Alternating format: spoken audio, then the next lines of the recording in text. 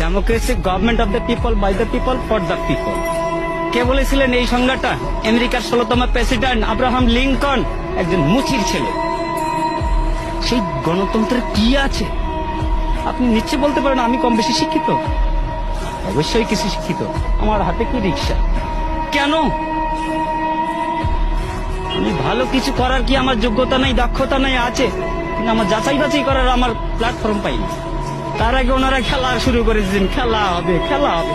আরে কি খেলা হবে? আপনি কি খেলতে চান? কি খেলতে চান? আমরা তো এই দেশের জনগণ, সাধারণ মানুষ। আপনি আমাদের কাতারে আসেন, তারপর খেলা কাকে বলে আমরা খেলবো। আপনিও খেলেন। দেশ স্বাধীন হয়েছে, এই স্বাধীনতার দলিলটা কার কাছে আছে? দলিলটা কার কাছে আছে? ওই বলেছিলেন না, ভুট্টো সাহেব বলেছিলেন, যাও তোমার দিল্লির পূর্বদের কাছে যাও। সেই দিল্লির পূর্বদের কাছেই আছে, যে কারণে তোমার ওই মাসি পিসি সম্পর্কটা। আমরা ইলিশ খেতে পারি না, তুমি পূজার সময় 35,000 টন দাও, বৈশাখে দাও, আর ইলিশ দিয়ে তোমরা খাইতে চাও। আমার আছে 42 বছর বয়সে, আমি পাইনি আজ পর্যন্ত নিজের হাতে নিজে রোজগার করা টাকা দিয়ে এক পিস ছোট হোক বড় হোক একটা ইলিশ মাছ কিনতে।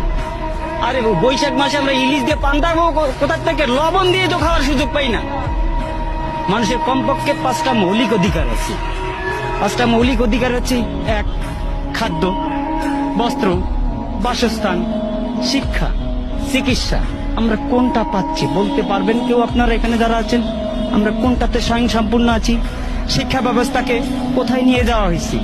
শিক্ষা ব্যবস্থাকে এমন একটা জায়গায় নিয়ে যাওয়া হয়েছে যেখানে ব্যবসা তো আছেই, কিন্তু শিক্ষা ব্যবস্থা, আগামীকাল থেকে পরীক্ষা আছে কিছু কিছু জায়গায়।